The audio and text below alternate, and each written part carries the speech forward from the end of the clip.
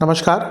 ग्रहों की गोचरीय स्थिति पर रेगुलर वीडियो पाने के लिए साप्ताहिक राशिफल, मासिक राशिफल, त्रैमासिक राशिफल और ग्रहों के बाकी गोचर पर भी रेगुलर अपडेट्स पाने के लिए, जिसके हिसाब से आप अपने जीवन में थोड़ी गाइडेंस प्राप्त कर सकें, इसके लिए मेरे चैनल को अवश्य सब्सक्राइब करें।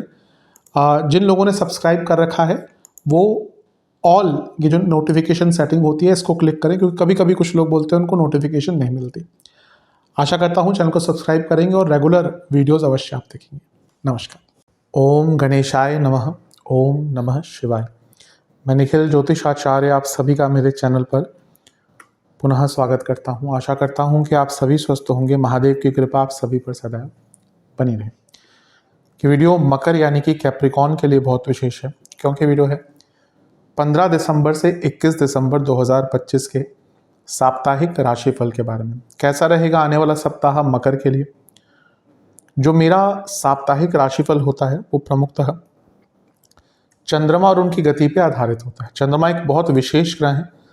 विशेषताएं चंद्रमा की बहुत हैं, अनगिनत हैं, लेकिन जब हम साप्ताहिक राशिफल की बात कर रहे हैं तो पहला तो उनकी तेज गति, फिर उनका मन का कारक होना, और फिर उनकी एक क्वालिटी कि वे जिस भी भाव, राशि, ग्रह आदि के साथ संबंध, संपर्क कायम करते हैं उनको बहुत एक्टिवेट कर देते हैं। चंद्रमा के गोचर के कारण हमारे मन, मस्तिष्क, विचार, स्वभाव, सोचने के तरीके, दृष्टिकोण, decision making, mood swings, day to day activities, हर चीज पर बहुत इम्पैक्ट पड़ता है और उसको समझने के लिए साप्ताहिक राशिफल अत्यंत अनिवार्य होता है। भले ही ये राशिफल एक बहुत सामान्य आधार पर दिए जाए, लेकिन एक जनरल गाइडेंस के लिए बहुत बहुत उपयोगी होते हैं।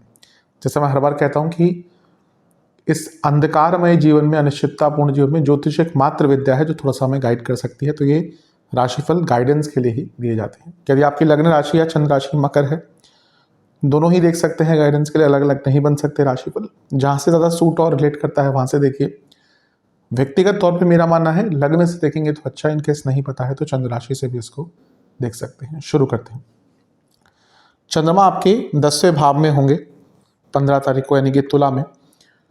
14 की शाम को ही आ चुके होंगे और 17 दिसंबर सुबह के 11 बजे तक यहीं पर रहेंगे। 10वें घर के चंद्रमा अच्छा रिजल्ट देते हैं।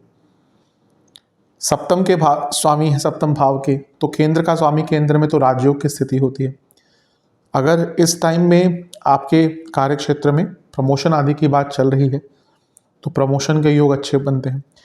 और क्योंकि 10वें घर में एक राजयोग बन रहा है, यानी कि करियर में तो आगे बढ़ेंगे ही, लेकिन ये भाव कर्म का भी होता है, कर्मों का होता है, कार्यों की पूर्णता का भी होता है। तो आपके जो कई कार्य अटक रहे थे वो पूर्ण होंगे।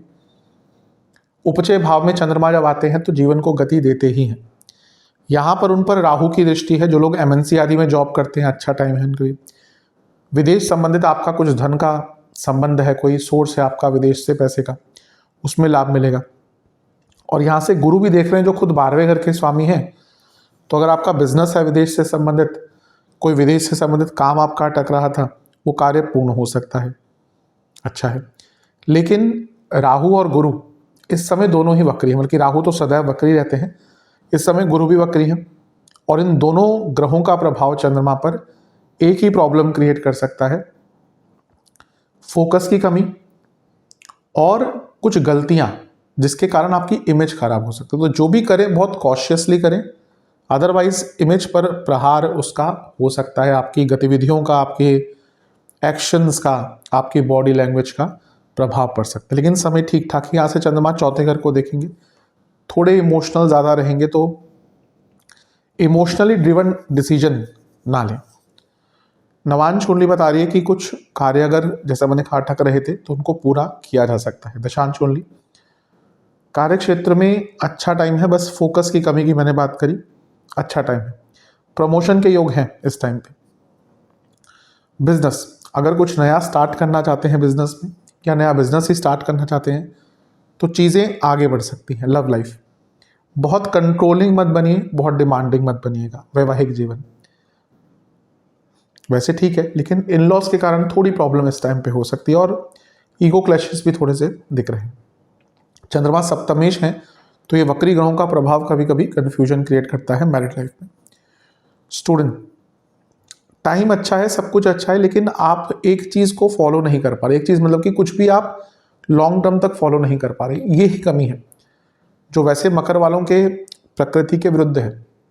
लेकिन आप देखिए क्यों आप अपने प्लानिंग को फॉलो नहीं कर पा रहे और उसको ठीक करने की कोशिश कीजिए।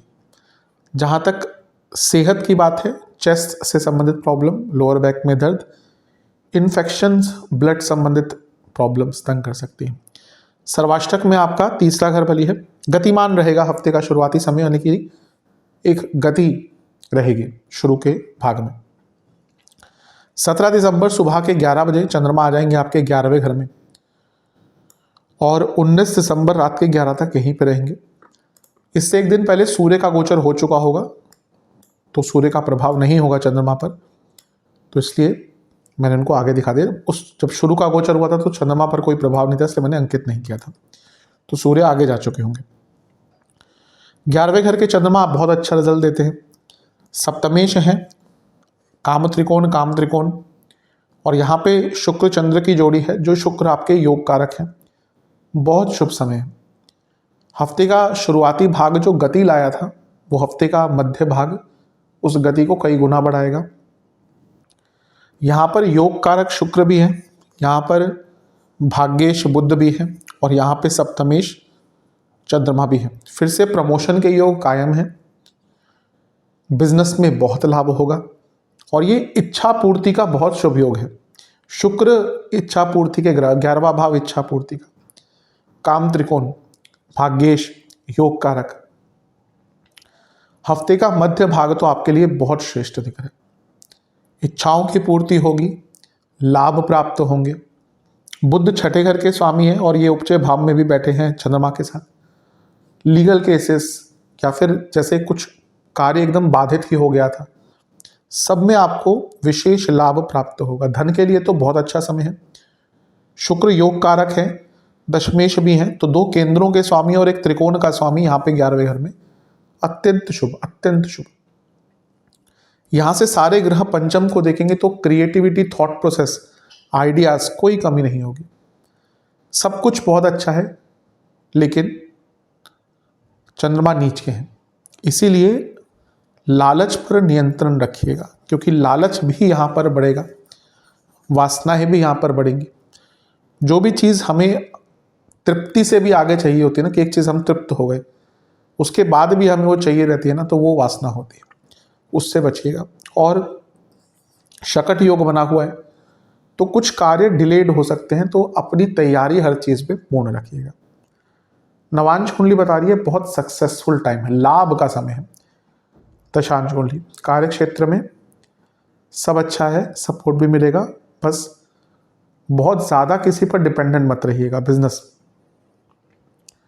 अच्छा समय है, चीज़ों को हील करने का, प्रॉब्लम्स को सॉल्व करने का, नुकसान की भरपाई का, नया काम स्टार्ट करने का। लव लाइफ, यहाँ पे थोड़ा सा ना एक्सपेक्टेशन, जैसे मैंने पहले भी कहा था, थोड़ी एक्सपेक्टेशन कम रखिए, और मेरे हिसाब से आप अपने पार्टनर के पॉइंट ऑफ व्यू को समझने की कोशिश कीजिए। हम हमेशा अपना ही पॉइंट ऑफ व्यू सही मानते हैं, अधिकतम हम में से सब लोग। अगर हम केवल इतना ही कर लेना कि किसी और का पॉइंट ऑफ व्यू समझने का प्रयास करें, मे भी कुछ टाइम बाद चीज़ें बहुत सरल हो सकती हैं। वैवाहिक जीवन अच्छा टाइम है, लेकिन पैसों को लेकर थोड़ी बहस हो सकती है। स्टूडेंट्स बहुत अच्छा टाइम है, कोई काम अटक रहा था, कोई एग्ज़ाम है, कोई इंटरव्यू है, कोई एडमिनिस्ट्रेटिव कार्य अटक रहा था, सारे कार्य पूर्ण हो जाएंगे, बहुत अच्छा समय है। जहाँ तक सेहत की बात है, लोअर बॉडी में problem, skin disorder, hormonal problem, पेट के रोग बने रहेंगे। सर्वाष्टक में आपका लग्न भाव बली है, और क्या चाहिए आपको, इतने अच्छे योग हैं। सर्वाष्टक में लग्न भाव बली है, ये टाइम तो इच्छा पूर्ति का समय है आपका, मान के चलिए हफ्ते का मध्य भाग। 19 दिसंबर रात के 11 बजे चंद्रमा आ जाएंगे आपके 12वें घर में, यानी कि धनु में, और सप्ताह के अंत तक यहीं पर रहेंगे। इसके एक दिन बाद शुक्र का गोचर भी हो जाएगा। 19 की रात को यहाँ पे चंद्रमा है, 20 को शुक्र आ जाएंगे सुबह दिन के टाइम पे, तो शुक्र का प्रभाव भी चंद्रमा पर रहेगा, तो उनको भी मैंने अंकित कर दिया है। 12वें घर के चंद्रमा बहुत विशेष नहीं होते। सप्तमेश अपने से छठे में है, बिजनेस में थोड़े नुकसान, मैरिड लाइफ में थोड़ी कहा-सुनी हो सकती है, इनसिक्योरिटीज़ बढ़ती है। ऊपर से यहाँ पे चंद्र सूर्य साथ में है तो अमावस्या दोष भी हो रहा है, तो ये मानसिक विकार आपको कोई ऑलरेडी अगर है तो उसके कारण दिक्कत पड़ेगी, टेंशन बहुत रहेगी। हाँ, चंद्र मंगल योग बहुत अच्छा होता है इवन 12वें घर में, तो विदेश से लाभ, गुप्त धन की वृद्धि। बिजनेस में भले ही थोड़ा नुकसान हो जाए लेकिन पैसे का फ्लो बना रहेगा। और यहाँ पे चंद्र शुक्र योग भी है, जो शुक्र आपके योग कारक हैं। विदेश का आपका वीजा का काम है, कुछ और काम है, विदेश जाने के इच्छुक है, रास्ता नहीं मिल रहा, अपनी हेल्थ पर थोड़ा काम करना है, हर चीज के लिए अच्छा है। लेकिन मानसिक रूप से हफ्ते का अंतिम भाग बिल्कुल अच्छा नहीं है। ये दोनों भाग, इसमें बहुत सकारात्मकता रहेगी, अंतिम भाग में उलझन रहेगी। यहाँ पर शनि, गुरु और केतु का प्रभाव भी है, तो चंद्रमा पर इतने ग्रहों का प्रभाव मैं हमेशा कहता हूं कभी भी अच्छा नहीं होता। इमोशंस पर कंट्रोल कीजिएगा, गुस्से पर नियंत्रण रखिएगा। गुस्सा बहुत होगा, एक्सपेक्टेशंस बहुत होंगी और आप बहुत इम्पल्सिव रहेंगे, इसलिए हफ्ते का अंतिम भाग सबसे केयरफुल रहना है। खर्चे भी बहुत होंगे। नवांश कुंडली बता रही है कि उन्हीं लोगों के साथ टाइम बिताइएगा जिनको आप समझते हैं। दशांश कुंडली कार्य क्षेत्र में अपने काम पर बहुत फोकस कीजिएगा, क्योंकि आपके काम में गलतियां होंगी और यहाँ पे अगर गलती होती है तो आसपास के लोग उसका बहुत फायदा उठाएंगे। बिजनेस, चीज़ों को सिंपल रखिएगा। लव लाइफ, बहुत आगे बढ़ने की कोशिश मत कीजिए, सरलता रखिए। वैवाहिक जीवन, झगड़े हो सकते हैं, कुछ चीज़ें सामने आ सकती हैं जो तंग करेंगी। स्टूडेंट्स, अपने ऊपर ट्रस्ट बढ़ाइए, थोड़ा आत्मविश्वास की कमी झलक रही है। सेहत की जहां तक बात है, पेट के रोग, पैरों से संबंधित रोग, बीपी की प्रॉब्लम तंग करेगी। सर्वाष्टक में आपका 10वां घर बली है। जो लोग जॉब चेंज करने के इच्छुक हैं उनके लिए कुछ अच्छा प्राप्त उनको हो सकता है। उपाय के स्वरूप में आपको हनुमान बाहुक और शनि चालीसा एक एक बार पाठ करना है। आशा करता हूँ वीडियो काम आएगा। चैनल पर अगर आप नए हैं तो सब्सक्राइब कर लीजिए, वीडियो को लाइक कर लीजिए। मिलता हूँ अगली वीडियो में, तब तक के लिए ओम नमः शिवाय।